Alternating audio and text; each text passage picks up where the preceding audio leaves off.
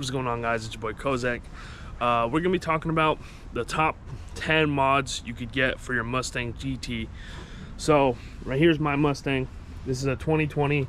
I rebuilt it, and I just want to go over what I've learned from modding this car, kind of the do's and don'ts.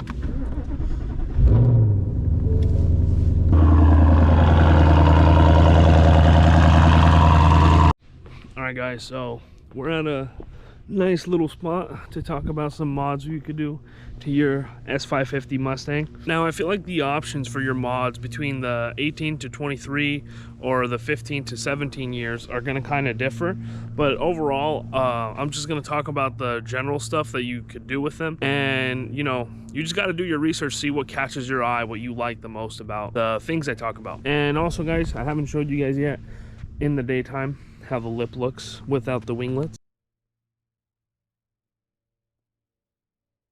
So the first few mods is the mods I feel like you should get right away when you get your Mustang.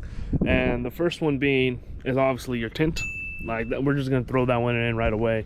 Your tint is really important. I feel like it really changes the look of your car. I'm running 56 in the front, 15 all around. It cost me about $1,000. So, you know, do your research when you're getting yours done, but I think it's pretty good. You can't really see into the front that much, and even though you can, it's really nice because it darkens the sides, which are 15, so I don't go all the way 5. I can still see in the nighttime, and it doesn't really like bother me that it's not as dark. The next thing I feel like you need to get in your Mustang right away. Now, it's debatable between these next two which one you should get first, but I'm gonna go with second is the wheels and the suspension, which I haven't done yet. But wheels, you drop the car, is gonna automatically look better than 99% of the Mustangs on the road. And you should pair this with something else, which we're going to get into in a bit. But I feel like this is a great time for you to decide whether you're going to go for a performance car or you're going to go for more of like a show car, you know, or are you going to do drag, or are you going to do drifting? Like, what exactly do you want out of this car? If it's a daily driver like mine is, then you probably shouldn't go full-on performance, which is why I'm personally going to go with the Steeda lowering kit and the Steeda proactive shocks, along with some new bump stops. Now, the reason I'm doing this, and I recommend it, is because when you get lowering springs, the ride quality is going to be completely dog shit when you lower the car. And so what you need to do is you need to get some shocks with your lowering springs. And when you get your shocks with your lowering springs, people also recommend to get the bump stops. Now, I'm going Steeda. You don't need to go with Steeda. Eibach has really good ones. You could pair that with Coney's shocks, and those are all great choices. I really recommend you do your research. I'm personally going to do Steeda lowering springs, Steeda shocks, and the Eibach bump stop kit.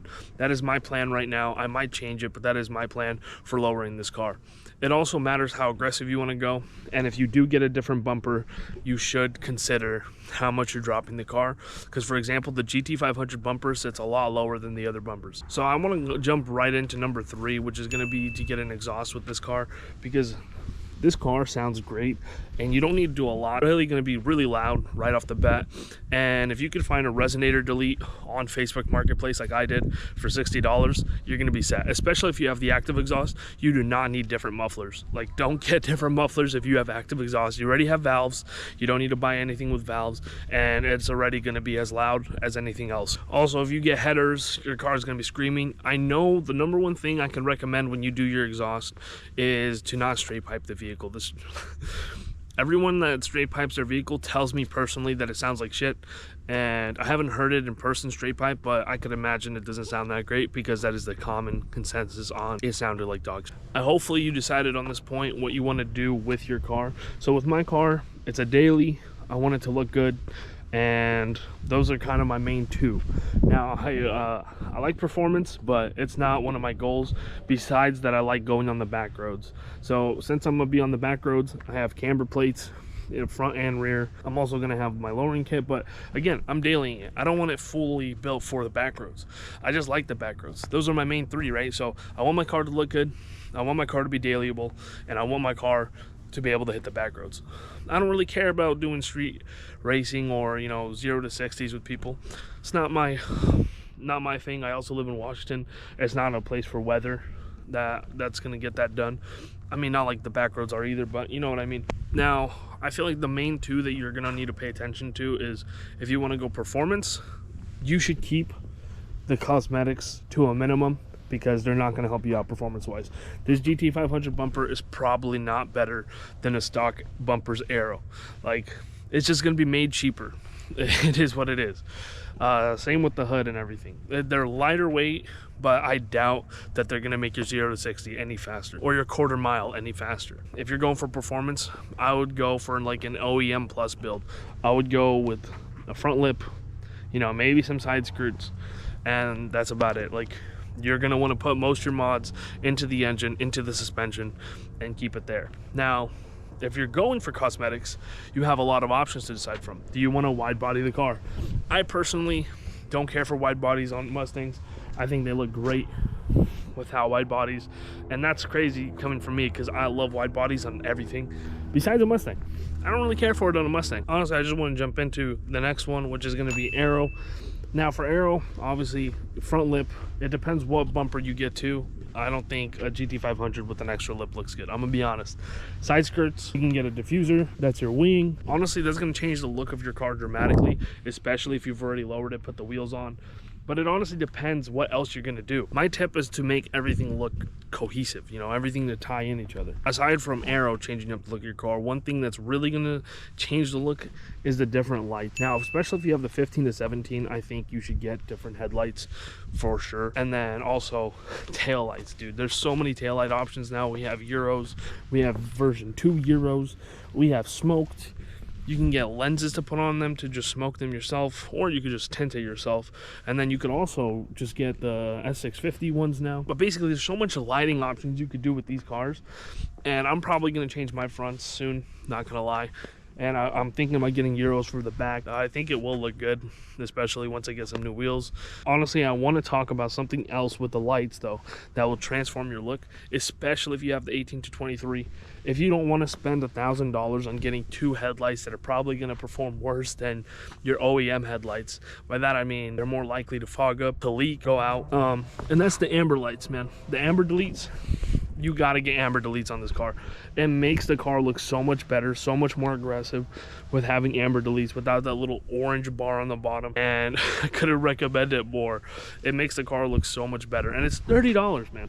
Like, it's $30 compared to spending $1,000.